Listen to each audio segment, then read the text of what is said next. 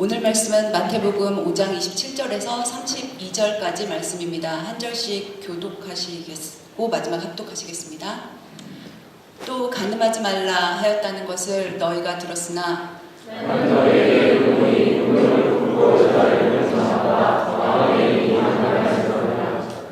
만일 내 오른눈이 너로 실족하게 하거든 빼어내어 버리라. 내 백체 중 하나가 없어지고 온몸이 지옥에 던져지지 않는 것이 유익하며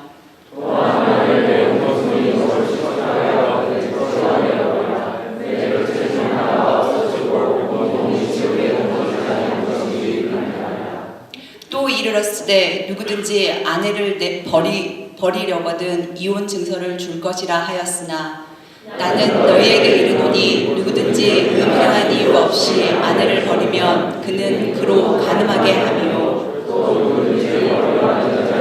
장가드는 자도 간음함이니라. 아멘. 자, 오늘은 나도 예외가 아니다 라는 제목을 가지고 말씀을 나누겠는데, 자, 기억나세요 여러분? 지지난주에 했던 설교들? 너희의 의가 바리새인들보다 더 낫지 아니하면 천국에 들어갈 수 없다라고까지 예수님께서 말씀하시면서 그 의로운 삶을 첫 번째로 말씀하셨어요. 그게 뭐였죠? 살인하지 말라. 근데 그게 곧 뭡니까? 미워도 하지 말라는 거예요. 미워했다면 그날 또 회개하고 화해를 해야 되고, 그게 첫 번째 의로운 삶이었어요. 예수를 믿은 후에 우리가 첫 번째로 살아내야 할 삶은 바로 남을 미워하지 않고 사랑하는 삶이라고 말씀드렸습니다. 오늘 두 번째예요. 근데 이 설교는 많은 교회에서도 하지 않을 뿐더러 그냥 우리가 또 나누기에도 불편한 게 많고, 또 특별히 자매들 같은 경우에는 여기엔 내가 해당되지 않는다라고 생각할지 모르겠습니다. 하지만 그렇지 않습니다, 여러분. 그래서 남자든 여자든 나이가 많건 적건 이 죄에서 자유로울 사람은 아무도 없어요. 그런 차원에서 우리가 한번 말씀을 같이 나눠보도록 하겠습니다. 여러분, 세상에서 가장 기가 막힌 일이 뭘까요? 여러분들이 경험한 가장 기가 막힌 일들 중에 황당한 일, 기가 막힌 일이 뭐가 있었습니까? 이 말씀을 서론을 이렇게 만들면서 생각해 봤더니, 제가 한국에 살던 때로 기억을 거슬러 올라가면 한강을 잇는 성수대교가 무너져 내렸던 것, 그 아침이었죠. 참 기가 막힌 일이었습니다. 총 32명이 숨졌어요. 그 중에는 어린 무학여고 학생들이 상당히 포함되어 있었던 것으로 기억이 납니다. 꿈도 못 키워보고 세상을 떠난 그 어린 자녀들을 보면서 당시에 오열하던 그 부모들의 모습을 잊을 수가 없습니다. 또 뭐가 생각납니까, 여러분? 삼풍백화점 아십니까, 여러분? 삼풍백화점이 통째로 무너져 내린 사건, 예, 기억할 겁니다. 사진이 올라 보시면 좀 기가 막힌 일이었어요. 500명이 넘는 사람이 현장에서 목숨을 잃었습니다. 500명이 넘는 사람. 엄마의 생일 선물을 사러 온 자식도 있었고, 사랑하는 연인들이 쇼핑을 나온 경우도 있었을 겁니다. 이 시험 기쁜 마음으로 백화점을 들어왔던 수백 명의 사람들이 그 자리에서 그냥 목숨을 잃고 말았어요. 미국으로 따지자면 9.11 테러 사건, 또 한국의 세월호 침몰 사건 등등 기가 막혀서 입조차 뗄 수 없는 사건들이 너무나 많습니다. 자, 이런 일들도 기가 막힌 사건 일이지만 혹시 이런 생각 해보셨습니까? 내 남편이, 내 아내가, 또는 내 사랑하는 자녀가 성적으로 음란한 생활에 빠져드는 것은 어떻습니까? 나는 그렇습니까? 남편과 아내 잠깐 쳐다봐 보세요. 계신 분들은 남자친구, 여자친구 잠깐 쳐다봐 보세요. 룸메이트들도 한번 쳐다보시고, 그냥 옆에 있는 사람 쳐다보세요. 깨끗한가 아닌가, 이 죄에서 자유로운가 아닌가 한번 보세요. 다른 죄악들은 나눌 수가 있어요. 근데 이 음란한 죄악들은요, 여러분, 나누기가 쉽지 않습니다. 자, 생각해보세요. 내 남편이 매일 밤 눈이 충혈될 정도로 성인 사이트에 빠져있는 것을 내가 눈으로 확인했어요. 문을 딱 열었는데, 또 내 아내가 다른 남자와 눈이 맞아 불륜을 저지르는 장면을 여러 번이 목격을 했습니다. 사랑하는 자녀가 음란함에 빠져 헤어나오지 못하는 것을 알게 된다면 여러분 심정 어떨 것 같습니까? 상상조차 하기 싫습니다. 끔찍하긴 하지만 걱정할 필요는 없는 일 같습니까? 모두들 내 남편은, 내 아내는, 내 자녀는 그런 것과는 상관없어 라는 대단한 착각 속에 살아갑니다. 이 음란함이라는 죄는 이 죄악에 관한 100% 자유로울 사람은 아무도 없습니다. 남녀를 불문하고 나 자신도 음란함이라는 죄악에서 자유롭지 못하다는 것. 상황만 허락이 된다면 나도 극악무도한 살인을 저지를 수 있듯이, 우리 지난주 배웠죠. 상황이 허락된다면 나도 그럴 수 있듯이 악한 것들이 작정하고 나를 교묘하게 가는 꼭 음란함으로 유혹해 온다면 우리 역시 이 죄에 빠질 가능성이 너무나 많습니다. 그러니까 여러분들이 다 해당이 되는 거예요. 예를 들어서 여러분이 너무나 사모하는 지금 현재 남자친구 여자친구 말고 지금 남편과 아내 말고 정말 여러분들의 평소에 그 마음으로 사모했던 뭐 탤런트라든지 연예인들 생각해 보세요. 우리 여자 자매들은 기가 막히게 잘생긴 남자들, 연예인들 생각하시고 여자도 그렇게 생각해 보십시오. 작정하고 나를 유혹하러 온다면 내가 본래 나빠서가 아니라 그 유혹에서 나는 자유로울 수 있습니다 하는 사람만 손 내려보세요. 손 들어보세요.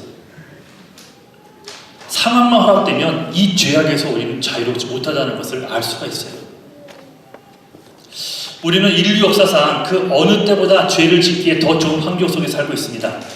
30년, 40년 전에는 그 음란 서적이라는 게 있잖아요. 그 서적을 사기 위해서 직접 판매하는 사람, 판매체를 찾아가야겠습니다. 나이 드신 어르신들은 다 아실 거예요.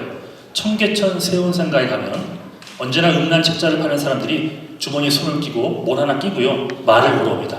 아저씨 그래서 한 번에 해관보육관 아이들, 그 고아원 아이들을 그 엄마 아빠가 그 약간 내려놓은 그런 아이들을 돌보는 그 보육원 아이들을 방문해서 아이들과 저녁을 먹고 차를 돌려 나오는데 어떤 사람이 다가와서 정신없이 말을 겁니다. 비디오 테이프를 하나 주면서 원가 3,000원이라는 거예요. 그래서 뭔가 봤더니 음란 비디오 테이프였습니다. 그러니까 장사가 잘 되니까 이런 것들을 파는 거예요. 하지만 인터넷이 대중화되면서 상황이 완전히 달라졌습니다. 음란 서적을 구하러 발품을 팔 필요가 없어졌어요. 컴퓨터 마우스만 클릭하면 사람의 눈에 전혀 띄지 않고서도 음란물들을 볼 수 있는 세상이 되어버렸습니다. 실제로 교회 내에서도 성적으로 민감한 청소년들, 청년들, 그리고 어른들까지 상당수가 성적 중독에 붙들려 고통당하는 자들이 많다는 거예요. 예수님이 이러한 인간의 약점을 이미 알고 계셨기에 살인하지 말라라는 첫 번째 명령 뒤에 우리가 지키며 살아야 될 두 번째 의, 즉 간음하지 말라는 명령을 주신 것입니다. 이 명령은 10계명 중에 제7계명 중 하나이기도 합니다. 남녀노소를 막론하고 누구나 음란에 빠질 수 있음을 아셨기에 10계명에까지 포함시킨 거예요. 여러분, 하나님이 제일 싫어하는 죄악이 뭔지 아십니까? 우상 숭배입니다. 하나님보다 더 사랑하는 것. 우리는 흔히 우상 숭배라고 하면 눈에 보이는 신상에게 절하는 정도로만 생각을 하는데 하나님 위에 다른 것에 빠져 있다면, 빠져 있다면 그것이 바로 우상 숭배라고 성경은 말합니다. 그 중에 간음이나 음행 등 이 성적인 음란은 높은 순위에 늘 들어가 있습니다. 자, 에베소서 5장 5절 시작.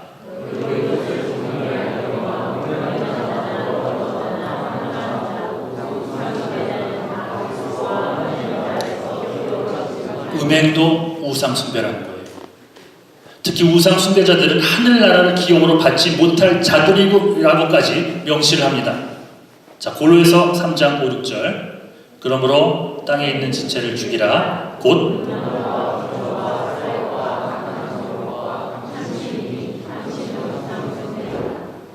이런 것들을 인하여 하나님의 진노가 임하니라. 모든 종류의 음란은 하나님의 진노를 일으킨다라고 적고 있어요. 모든 진노가, 여러분이 당하는 모든 진노가 성적 타락 때문에 오는 것은 물론 아닙니다. 하지만 특히 남성들, 그 중에서도 한 가정의 가장에 위치해 있는 자들은 지금 당하고 있는 가정의 고통이나 어려움이 혹시 자신의 음란한 생활 때문에 오는 것은 아닌지 돌아볼 필요가 있습니다. 혹자들은 생각만 하는 것은 그리 큰 죄가 아닙니다 라고 말합니다. 하지만 오늘 본문 분명히 주님께서 말씀하시죠. 실질적으로 부적절한 성관계를 맺는 것뿐만이 아니라 여자를 보고 또 남자를 보고 음란한 마음만 품어도 그것은 실질적으로 가는 것과 똑같다라고 말씀하십니다. 이렇게 음란한 생각은 더러움 그 자체예요. 그러한 생각들이 아내와 남편의 관계를 깹니다. 자녀들을 바라보면서도 떳떳한 마음이 들지 못합니다. 물론 겉으로는 이상이 없는 듯 행동합니다. 하지만 음란한 생각과 행동은 그 자체로 이미 가족과의 관계를 깨트린 거나 똑같습니다. 순간의 실수로 아내 외에 다른 여자와 성적인 관계를 혹시 맺었다고 합시다. 그건 얼른 깨달아 바른 삶으로 돌아왔어요. 하지만 남에게 적발되지 않았다 할지라도 그 남편은 이제 아내를 사랑함에 있어서 늘 죄책감으로 고통을 당하게 됩니다. 본인들은 압니다. 또한 자신은 음란한 생활을 하면서 어찌 자녀들에게 순교를 강조할 수 있겠습니까? 청년들도 마찬가지예요. 성적으로 문란한 생활을 한다면 장래에 맞이하게 될 남편과 아내에게 순결함을 바랄 수 없을 뿐만이 아니라 그런 생활로 인해 앞으로 생길 그 배우자를 떳떳하게 대하지 못하게 될 것입니다. 그러니까 음란 간음의 죄는 이렇게 심각한 거예요. 근데 그 죄악이 여기서 끊기지 않습니다. 음란은 무엇보다 하나님과의 관계를 깨는 결정적인 역할을 합니다. 음란은 특히 죄책감으로 마음에 새겨지게 됩니다. 마귀가 쉼없이 그 부분을 통해 공격을 해요. 뭐 이렇게 말하는 거겠죠. 너 같은 죄인이 어떻게 하나님의 말씀을 전해? 네가 어떻게 예수의 사랑을 전할 수 있어? 너는 죄인이야. 하면서 속삭입니다. 맞는 말처럼 들려요. 헌신을 하려 하다가도 복음을 전하려 하다가도 음란의 죄책감 때문에 헌신도 복음도 사랑도 전하지 못하고 주저앉는 사람들이 너무나 많습니다. 나나 잘해야지. 내가 무슨 복음을 전한다. 이렇듯 성적인 문란은 하나님과 성도들의 관계를 깨는 마귀의 강력한 무기가 되어버렸어요. 일단 중독이 되면 그것이 잘못된 것이라는 사실을 알면서도 빠져나오지 못합니다. 하나님의 도구로 일해야 하는 일꾼들을 더 이상 사역할 수 없게끔 만들어 버립니다. 사랑하는 여러분, 일단 과거나 또 현재 진행형으로 음란함의 죄를 지어온 자들이 혹시 이 자리에 있다면 철저하게 오늘 회개하십시오. 마음이 담긴 회개라면 하나님은 조건 없이 용서하십니다. 한 번 죄를 지었다고 우리를 내치는 하나님이 아니에요.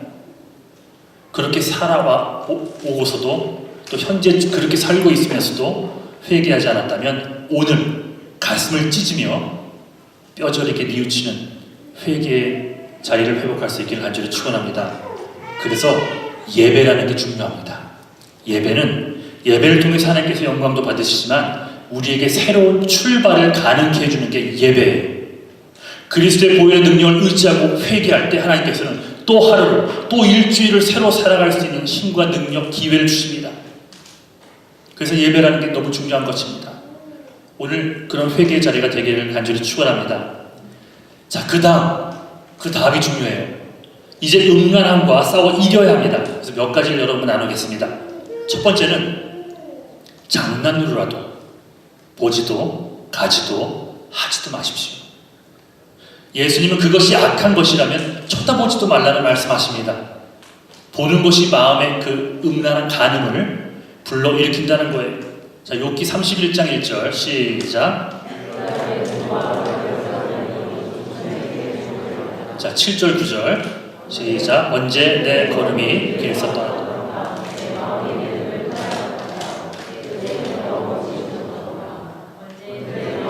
여인에게 유혹되어. 욥이 이런 죄악을 짓지 않고 마음에 컨트롤할 수 있었던 것은 그가 보는 것에 보는 것에 컨트롤을 잘했기 때문입니다. 이거 중요한 사실이에요. 한번 눈으로 봤던 것은 순간순간 기억에서 되살아납니다. 특히 세상이 금기시하는 음란한 장면들은 말할 것도 없습니다. 그러므로 마음을 마귀에게 빼앗기지 않도록 깨어있는 것이 너무나 중요합니다. 바로 이 마음을 빼앗기지 않기 위해서 하는 첫 번째 작업이 이 시각에, 보는 것에, 이 눈의 컨트롤입니다. 음란한 것들을 보기 시작하고 그로 인해 음란한 생각들을 들기 시작하면 이제는 마음의 눈까지 어두워집니다. 마음의 눈이 어두워지면 육신의 눈은 더 밝아집니다. 그래서 더 범죄하게 됩니다. 특히 마음의 눈이 오염되면 하나님의 뜻을 깨달을 수 없게 되고 하나님의 미세한 음성을 듣지 못하게 됩니다. 여러분 명심하십시오. 사탄은 이미 예수를 구주로 고백한 성도라 할지라도 죄를 짓게 만들어 마음의 눈을 어둡게 하려 합니다. 이것이 심해지면 죄를 지어도 더 이상 죄책감마저 느끼지 못하는 상황에 이르러요. 하나님이 완전히 포기하지 않으시지만 더러운 데 내버려두는 순간이 온다는 거예요. 로마서 1장 28절 시작. 하나님께서 저희를 그 상실한 마음대로 내어버려 두사 합당치 못한 일을 하려. 처음에는 호기심으로 보기 시작한 음란 서적이나 인터넷 사이트 그 생활이 반복되다 보면 또한 결혼 전에 부적절한 성적인 관계를 한두 번 또 반복하다 보면 처음에는 죄책감으로 돌아서기도 하지만 결국엔 하나님께서 그들을 더러운 가운데 내버려두는 순간까지 올 수 있다는 거예요. 그 심각한 죄악입니다. 오늘 본문 29절 30절에 보면 내 눈이 너를 범죄케 하거든 오히려 그 눈을 뽑아버리라고까지 말씀하세요. 또한 내 손이 실족하거든 손을 찍어버리라는 얘기까지 하십니다. 그만큼 이 죄악에 대해 단호하게 대처하라는 말입니다. 3세기 때 알렉산드리아에 오리겐이라는 교부가 있었습니다. 이는 극단적인 금욕주의자였어요. 그래서 성경의 말씀을 문자 그대로 소유도 포기하고요, 음식도 포기하고요, 잠도 포기해 가면서 생활했다고 합니다.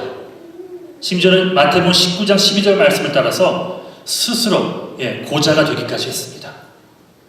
하지만 325년 니케아 공의회에서 이런 종류의 극단적인 금욕을 야만적인 행동이라고 규정해서 더 이상 그 행동을 교회법으로 못하게 만들었습니다. 예수님이 눈이나 손을 찍어버리라고 한 것을 문자 그대로 해석하는 것은 잘못된 거예요. 그 문자 그대로 그렇게 해야 된다면 이 자리에 여기 발 달리고 팔 달리고 눈이 성한 사람들은 아무도 없을 거예요. 그렇지 않겠습니까? 이렇게 말씀하신 이유는 그렇게까지 말씀하실 정도로 보지 말아야 할 것은 호기심에서라도 보지 말라고 말씀하시는 거예요. 하나님이 원치 않는 것이라면 흉내도 시도조차도 하지 말라고 말씀하시면 그 마음을 캐치할 수 있어야 합니다. 마태복음 18장 8절 9절에 보면 거기엔 한 단어가 덧붙여서 나옵니다. 똑같은 주제로 설교를 하면서 내 손이나 내 발이 너를 범죄케 하거든 말씀하시면서 발에 대한 이야기를 추가해요. 즉 악한 곳이라고 생각된다면 그것을 피하라는 말씀이에요. 예를 들어 라스베가스 한복판에 가서 나는 절대로 도박하지 않을 거야, 난 절대로 땡기지 않을 거야 라고 말하는 것은 어리석은 거죠. 그게 여러분들에게 그 큰 유혹이 된다면 거긴 안 가야죠.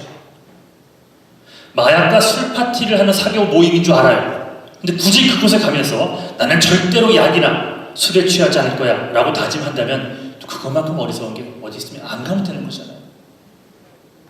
그곳이 주님 원치 않는 자리라면 그곳에 가지 않는 것이 맞는 겁니다. 그곳에 가는 것이 왠지 불편한 마음이 준다면 결단코 가지 않으려는 결심이 여러분에게 있어야 한다는 거예요. 다시 말씀드립니다.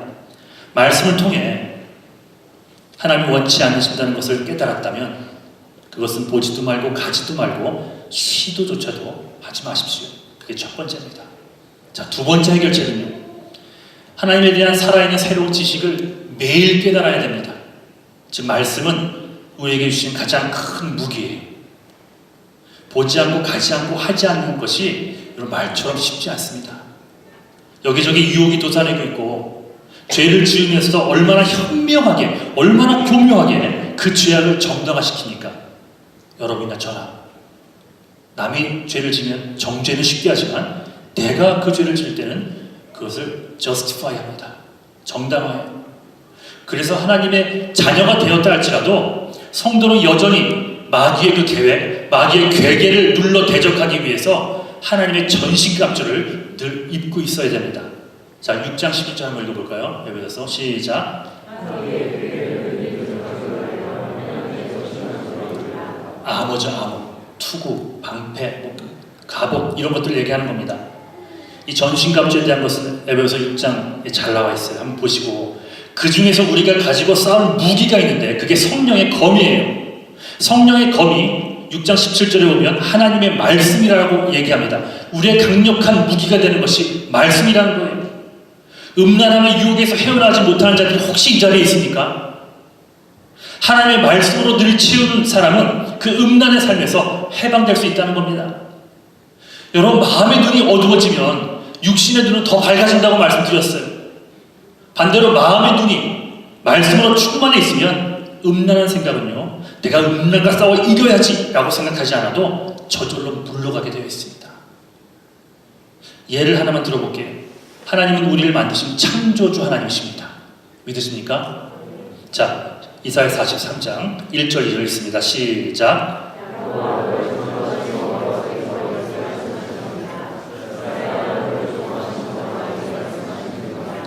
너는 두려워 말라. 내가 너를 구속하였고 내가 너를 지명하여 불렀나니 너는 내 것이라.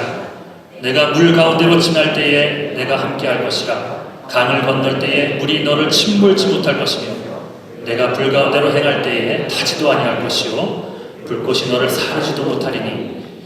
여러분을 만드신 분이 하나님이심을 믿으십니까?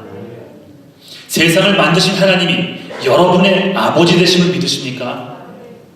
그분이 무섭고 힘든 상황에 있는 여러분들에게 두려워 말라, 내가 너와 함께할 것이라고 말씀하시는 것이 믿어지십니까? 안 믿어지십니까? 예, 믿어지십니까? 아멘. 우리를 만드시고 사랑하시는 분은 세상을 만드신 창조주 하나님이시오. 독생자 예수 그리스도를 십자가에 내어주시면서까지 우리를 사랑하시는 분이십니다.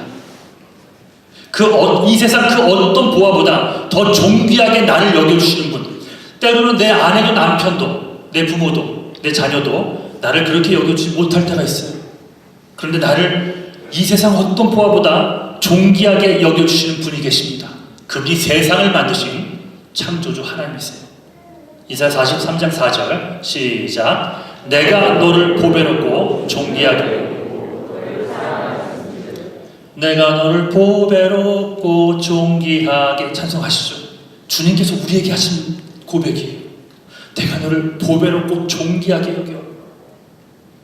있는 모습 그대로 사랑하시는 거예요. 세상에서 팔 동동 굴려가며 성공해야지만 우리 인정받는 세상에 살고 있습니다. 근데 하나님께서는 우리의 있는 모습 그대로, 연약함 그대로 사랑하신다고 말씀하십니다. He loves the way I am. 있는 모습 그대로 사랑하시나? 이 사실을 믿는다면 어찌 음란함으로 우리를 더럽힐 수 있겠습니까? 여러분, 말씀 모르기 때문에 그 죄에 계속 다가가는 거예요. 성경 말씀은 하나님이 하신 말씀이기 때문에 힘과 능력이 되는 것입니다. 하나님이 약속하신 말씀이기에 우리에게 소망이 되는 거예요. 말씀은 힘이요 능력입니다. 왜 매일 큐티하라고 하는 줄 아십니까? 왜 매일 말씀을 읽어야 되는 줄 아십니까? 시시각각 매일 달려드는 마귀의 더럽고 추악하고 비열하고 파괴적인 유혹을 물리칠 수 있는 무기는 하나님 말씀뿐이 없습니다. 여러분, 매일 말씀으로 여러분을 채우십시오. 말씀만이 음란한 생각에서, 음란한 세상에서 여러분들을 지켜줄 줄 믿습니다. 마지막 세 번째 해결책은 뭐겠습니까?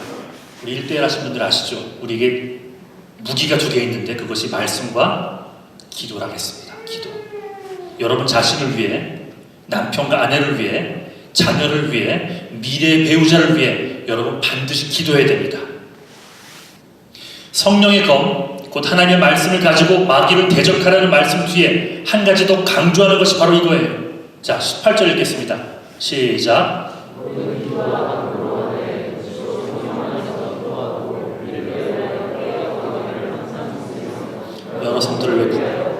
바로 기도라는 거예요. 우리 안에 역사하시는 성령님의 능력이 나타나지 않는 이상 모든 인간은 성도라고 할지라도 죄악의 힘에 결국 무너질 수밖에 없다는 것입니다. 성령에 의지한 기도가 없다면 음란한 생각이나 행동이 주는 이 잠시의 쾌락 때문에 삶의 중심까지 내어주는 일들이 생길 수 있습니다. 여러분. 음란에 중독된 자들은 행동으로 가늠하지 않는다 할지라도 이미 마음으로 그 죄를 지었다고 말씀을 드렸어요. 용기가 없어서 행동으로 옮기지 못해서 그렇지 이미 그 마음에는 범죄의 욕망이 도사리고 있습니다.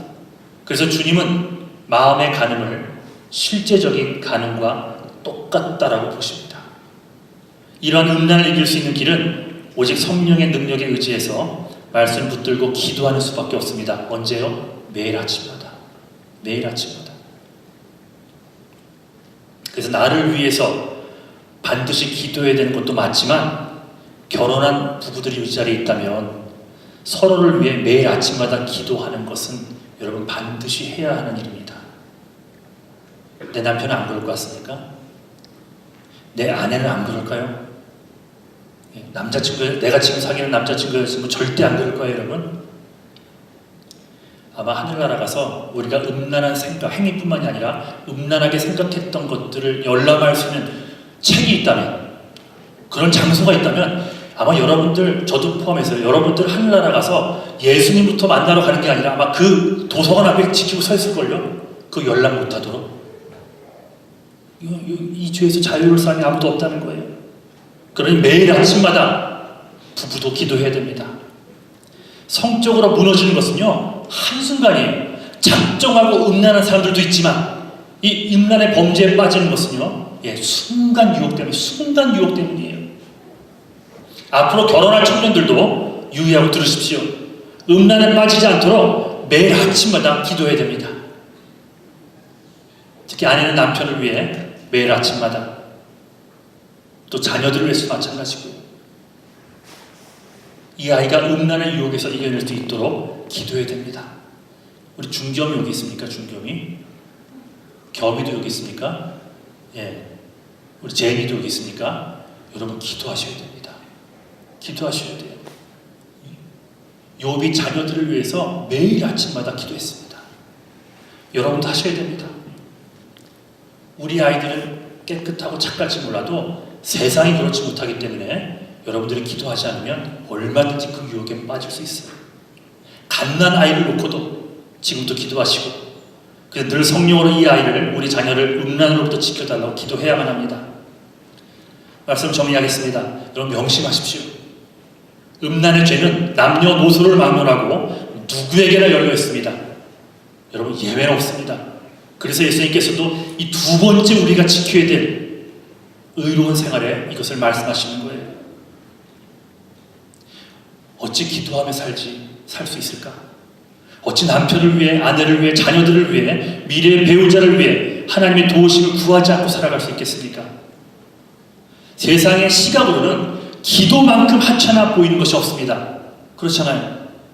하지만 기도야말로, 또 말씀 생활이야말로 모든 죄악, 특별히 오늘 음란함으로부터 나와 내 식구들을 강력히 보호해줄 무기가 될 것입니다. 그렇게 늘 기도와 말씀으로 이 음란함을 이겨내어 늘 깨끗함으로 하나님의 순결한 신부의 모습을 잃지 않고 살아가는 여러분 모두가 되기를 주님의 이름으로 간절히 축원합니다. 아멘. 자리에서 일어나시겠습니다.